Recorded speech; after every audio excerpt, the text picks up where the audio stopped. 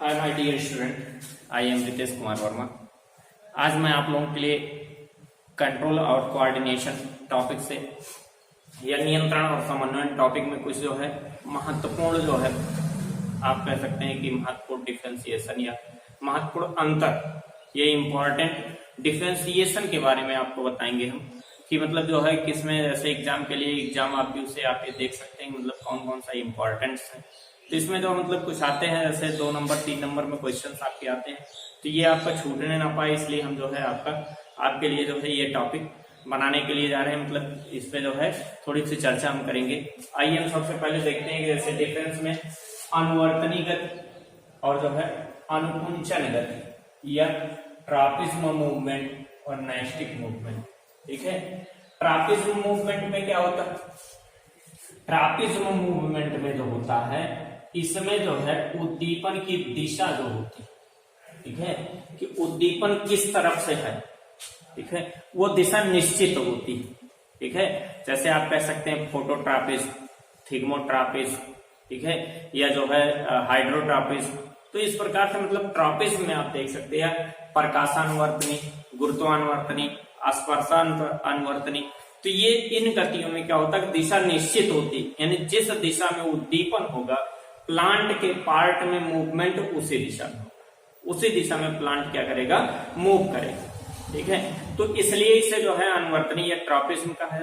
वहीं पर आप दूसरा देखेंगे अनुकुंचन या नैस्टिक मूवमेंट में। ठीक है, तो नैस्टिक मूवमेंट का मतलब ये होता है कि ये कोई निश्चित नहीं है, कि इसमें जो मतलब दिशा का निश्चित नहीं होता कि जिस दिशा में उद्दीपन है मूवमेंट उसी दिशा में हो, ऐसा कोई निश्चित नहीं। ठीक है, जैसे फ्लावर पे क्या होता है कि प्रकाश की किरण पड़ रही है तो फ्लावर जो है जो बंद है वो खुलेगा, लेकिन उस दिशा में नहीं जाएगा उसका मूवमेंट कि जिधर से सूर्य का प्रकाश आ रहा है। भाई फ्लावर ऐसे ही इधर सूर्य का प्रकाश आ रहा है, वो फ्लावर इस साइड में खुल रहा है, यानी प्रकाश इस तरफ से आ रहा है और उसका मूवमेंट इस चारों साइड में आप कह सकते हैं लेटरल साइड में हो रहा है। ठीक है, या आप जो मतलब ऐसे इस प्रकार से देख सकते हैं कि और जैसे अगर जो मतलब छुई मुई की बात करें, ठीक है, तो छुई मुई में क्या होता है कि हम जो मतलब जो मिमोसा प्यूडिका या जिसे जो मतलब don't not touch me plant कहा जाता है, उस प्लांट में हम टच किसी और दिशा में करते हैं, उसकी पत्तियां नीचे की तरफ लटकती। ठीक है, यानी टच हम जिधर से करते हैं उस दिशा में वो ये निश्चित नहीं है कि जो है वो उसी तरफ मूवमेंट करें। कहने का मतलब कि जो अनुवर्तनी होता है इसमें उद्दीपन की दिशा निश्चित होती है, इसमें अनिश्चित दिशा होती है, अनिश्चित दिशा इसमें अनिश्चित हो गई। और इसमें जो मतलब उद्दीपन की तरफ जो गति होता है जैसे प्रकाश, जल, गुरुत्वाकर्षण इत्यादि, मतलब जो है इस प्रकार से इसमें जो है प्रकाश कह सकते हैं, रसायन कह सकते हैं, प्रकाश, रसायन,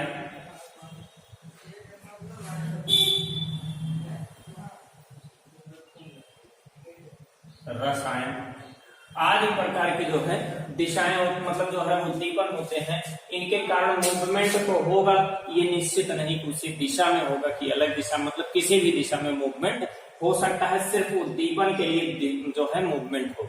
ठीक है, तो ये हमारा था अनुवर्तनी और अनुकुंचन गतियों में जो है डिफरेंशिएशन या ट्रापिज्म और नैस्टिक मूवमेंट कह सकते हैं। अगला है अनुकंपी और प्रानुकंपी। ठीक है, सिंपैथेटिक,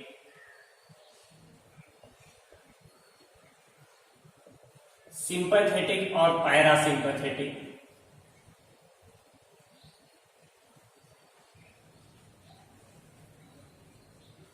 तो 2 प्रकार की जो है नर्व होती है, जैसे सिंपैथेटिक न्यूरॉन या पैरासिम्पैथेटिक न्यूरॉन्स कहा जाता है। तो इनमें क्या होता है कि जैसे एक जो वर्क करेगा दूसरा उसी के विपरीत वर्क करता है। ठीक है, जैसे सिंपैथेटिक में हम ये कह सकते हैं सिंपैथेटिक का वर्क क्या होता है कि ये हृदय गति को तीव्र करती है। ठीक है, हृदय गति को तीव्र करेगी और हृदय में बहुत मतलब जो है झटके के साथ प्रेशर हो। ठीक है, लेकिन वहीं पर प्राणकंपी क्या करती है, ये हृदय गति को जो तीव्र है उसे जो है धीमा करने का काम करती है। ठीक है, यानी उसमें जो है रुधिर का दबाव कम होगा। ठीक है। और हृदय गति के तीव्र होने के साथ साथ धमनियों में, जैसे ये धमनी है, इस धमनियों के बीच जो खाली स्थान है, ये धमनी वाल है इधर पे, ये खाली स्थान है, इन धमनियों के पेशियों में जो है क्या करेगा, संकुचन उत्पन्न करेगा, कि जिससे इसके बीच का जो स्थान है, जो इसके बीच का जो स्थान है, ये स्थान क्या हो जाए, पतला हो जाए।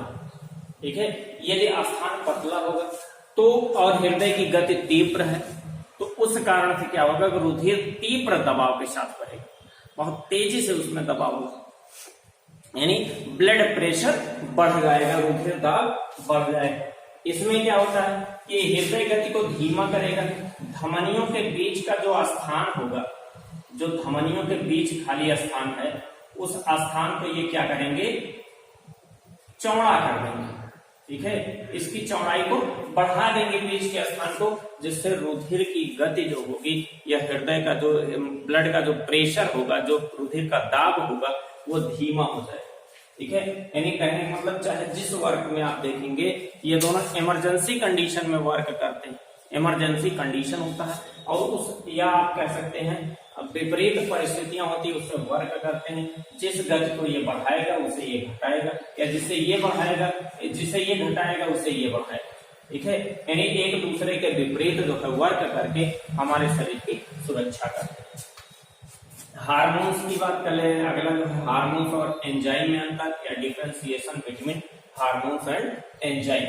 ठीक है, हार्मोन्स जो होता है, हार्मोन्स का सिक्रीशन होता है इंडोक्राइन ग्लैंड से, इंडोक्राइन ग्लैंड या अंतःस्रावी तंत्र, इंडोक्राइन ग्लैंड से होता है। ये एक्सोक्राइन ग्लैंड से सिक्रीट होते हैं।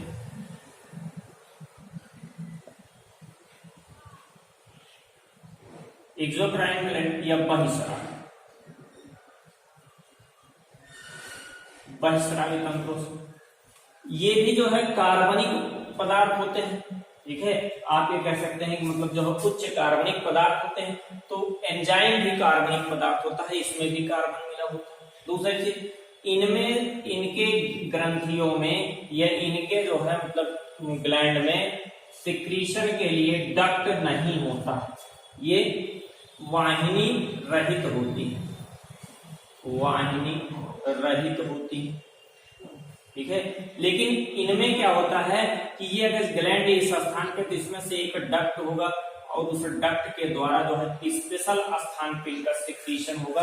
यानी जैसे ये जो मतलब स्टमच के वाल में, ये स्टमच के अंदर इनका सिक्रीशन इस प्रकार से होगा। ठीक है, यानी उसके जो मतलब नली के द्वारा क्या होगा, वाहिनी के द्वारा या डक्ट के द्वारा बाहर निकलते हैं, इसलिए इन्हें बहिस्रावी कहा जाता है। अगला पॉइंट है, जो हार्मोन्स होता है वो ग्लाइकोप्रोटीन हो सकता है, स्टेरॉयड हो सकता है, पॉलीपेप्टाइड हो सकता है, लेकिन एंजाइम जो होता है वो ओनली प्रोटीन, क्या होता है, ओनली प्रोटीनियस होता है, सिर्फ प्रोटीनियस हो सकता है और कुछ नहीं। हार्मोन्स का जो अमाउंट सिक्रीट होगा, ये जो है रुधिर के द्वारा पूरे शरीर में फैलेंगे, और ये क्या होंगे कि ये वाहिनियों या डक्ट के द्वारा जो है एक स्पेसिफिक स्थान पर जाएंगे जहां इनका वर्क होगा। ठीक है, इस प्रकार से हार्मोन्स का अधिक मात्रा में सिक्रीशन या श्रावण होगा, हार्मोन्स अधिक मात्रा में स्रावित होगा, और एंजाइम कम मात्रा में स्रावित होते हैं। ठीक है, हार्मोन्स की कमी या अधिकता से रोग उत्पन्न होता है, एंजाइम की कमी या अधिकता से उस प्रकार का जो भी रिएक्शन वो करवा रहे हैं, जो रासायनिक अभिक्रिया करवा रहे हैं, वो रासायनिक अभिक्रिया रुक जाती है। ठीक है, तो ये अंतर था जो है हार्मोन्स और एंजाइम के बीच। अगला पॉइंट है पौधों में वृद्धि और जंतुओं में वृद्धि में अंतर, कि पौधे और जंतुओं में वृद्धि कैसे हो।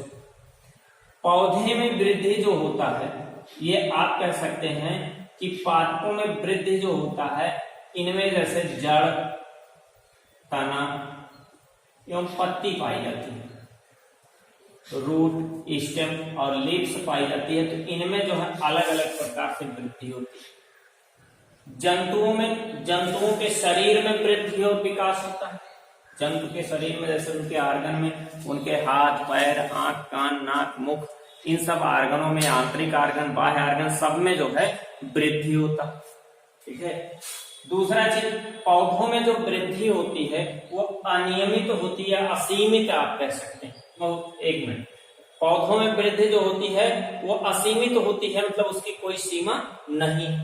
ठीक है। यानी जन्म से लेकर के मृत्यु तक वृद्धि और विकास प्रक्रिया होती रहती है। जंतुओं में क्या होता है, एक निश्चित अवस्था में जा करके जो है वृद्धि की प्रक्रिया रुक जाती है। विकास होगा लेकिन वृद्धि की प्रक्रिया रुक जाएगी, यानी इसमें निश्चित वृद्धि होती है, निश्चितात्मक होता है।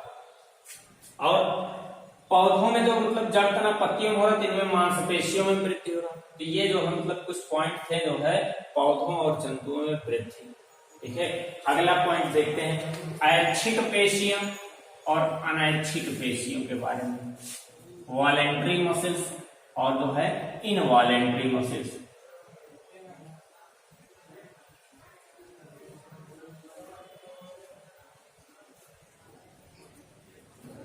वॉलेंट्री मसल्स और इनवॉलेंट्री मसल्स, यानी ऐसी पेशियां जो हमारी इच्छा के अनुसार वर्क करती हैं, जिसको हम अपनी इच्छा से जो है चला सकते हैं, उन पेशियों को ऐच्छिक पेशी कहा जाता है। और जिसे हम अपनी इच्छा से ना चला सकें, वो जो है माइंड के द्वारा, नर्वस सिस्टम के द्वारा कंट्रोल होती हैं, वो अनैच्छिक पेशियां कहलाती हैं।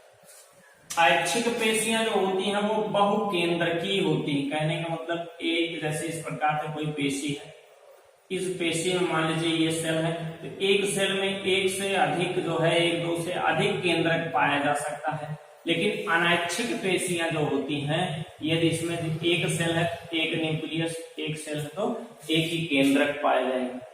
ठीक है। ऐच्छिक पेशियां जो है दंडाकार होती हैं, क्षण के आकार की, ऐसे आप कह सकते हैं सीधे, ऐसे क्षण के आकार की होती है। अनैच्छिक पेशियां बेलनाकार सी होती हैं, वो जो है मतलब आप कह सकते हैं ऐसे गोल सी होगी। ठीक है। बेलनाकार सी होगी, बेलन के आकार का, जैसे हमारा पेन है, इस प्रकार से अनैच्छिक पेशियां होती हैं। और एक डंडे के आकार का, सीधा केवल जो है वो कौन सी होगी, ऐच्छिक पेशियां। ऐच्छिक पेशियां शाखित होती हैं। अनैच्छिक पेशियों के मध्य भाग में जो केंद्रक होता है, जैसे ये कोई पेशी है, ये जो है अनैच्छिक पेशी है, तो मध्य भाग का जो केंद्रक होगा वो बड़ा सा होगा। ठीक है। आप ये कह सकते हैं कि ऐच्छिक पेशियों में लाइनिंग पाई जाती है, धारी युक्त होती है। अनैच्छिक पेशियों में लाइनिंग जो है एब्सेंट होता है या धारियां अनुपस्थित होती है। तो ये जो मतलब कुछ पॉइंट आपका था ऐच्छिक और अनैच्छिक पेशियों का। ठीक है। अगला हम पॉइंट देखते हैं, ऐच्छिक क्रियाएं और अनैच्छिक क्रियाएं। ठीक है। ऐच्छिक और अनैच्छिक पेशियों में आप उदाहरण में देख सकते हैं, हाथ पैर की जो पेशियां होती हैं वो जो ऐच्छिक होती हैं। हृदय हो गया, हमारा जो फेफड़ा हो गया, लंग्स, और जो मतलब और भी डाइजेस्टिव ऑर्गन, ये सब कैसे होते हैं, अनैच्छिक होती हैं। ऐच्छिक पेशियां जो होती हैं वो कंकाल से जुड़ी होती है, अस्थियों से जुड़ी होती हैं। अनैच्छिक पेशियां अस्थियों से नहीं जुड़ी होती, यानी बोन से अटैच जो है वॉलेंट्री मसल्स होता है, और बोन से जो है अनअटैच्ड जो है इनवॉलेंट्री मसल्स होता है। ऐच्छिक क्रियाएं किसे कहें, वह क्रिया जिसमें मस्तिष्क भाग ले,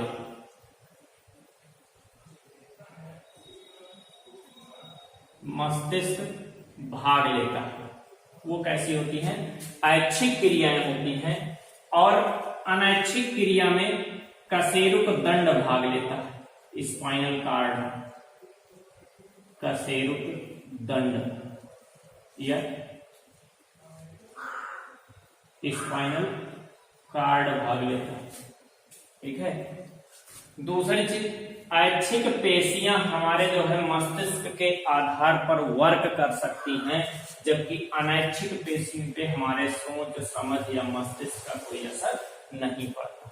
ठीक है, ऐच्छिक क्रियाओं पर, ठीक है, अनैच्छिक क्रियाओं पर कोई सोच समझ का असर नहीं पड़ता।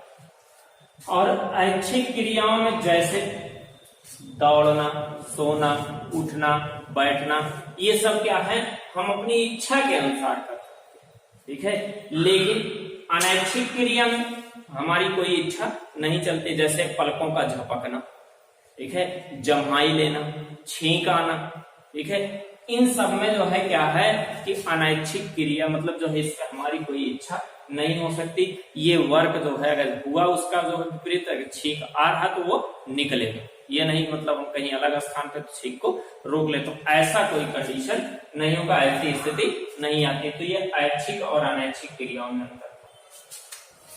तंत्रिका तंत्र और अंतःस्रावी तंत्र की बात करते हैं। नर्व सिस्टम,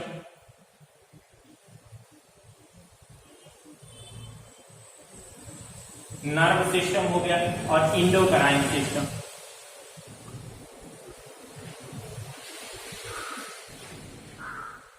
इंडोक्राइन सिस्टम, ठीक है। तो नर्व सिस्टम जो होता है इसका फॉर्मेशन आप कह सकते हैं किसके थ्रू होता है, न्यूरॉन सेल से। न्यूरॉन सेल से होता है, और इसका जो होता है ये ग्लैंडुलर टिश्यू से होता है।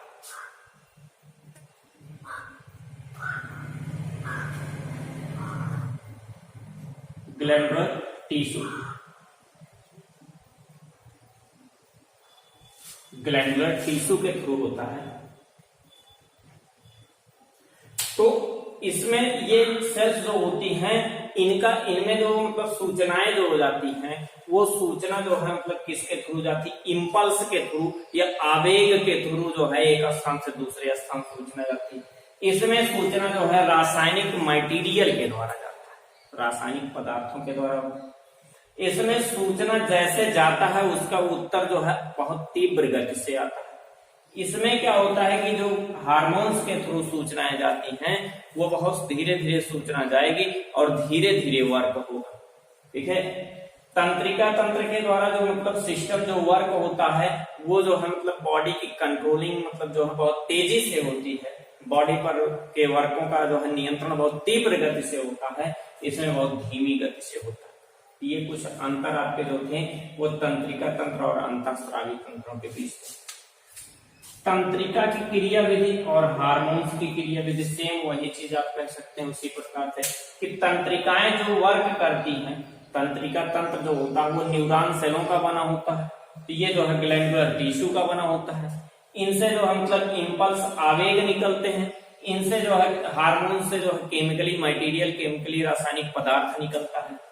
इनके थ्रू जो है मतलब सूचना जैसे ही एक नर्व सेंसरी न्यूरॉन के द्वारा गई, मोटर न्यूरॉन के द्वारा पहुंचाई, ठीक है। यानी प्रेरक तंत्रिका के संवेदी तंत्रिका के द्वारा सूचना जाती है और प्रेरक के द्वारा वापस आ जाती है, मतलब उस कार्यकारी अंग में वर्क होता है तेजी से। इसमें क्या होता है, हार्मोन्स ब्लड में छोड़ दिया जाता है और ब्लड में बहते हुए हार्मोन्स उस आर्गन तक पहुंचता है और धीरे धीरे उस आर्गन में वर्क शुरू होता है, ठीक है। ये क्रिया बहुत तीव्र गति से होती है, ये क्रिया धीमी गति से होती है।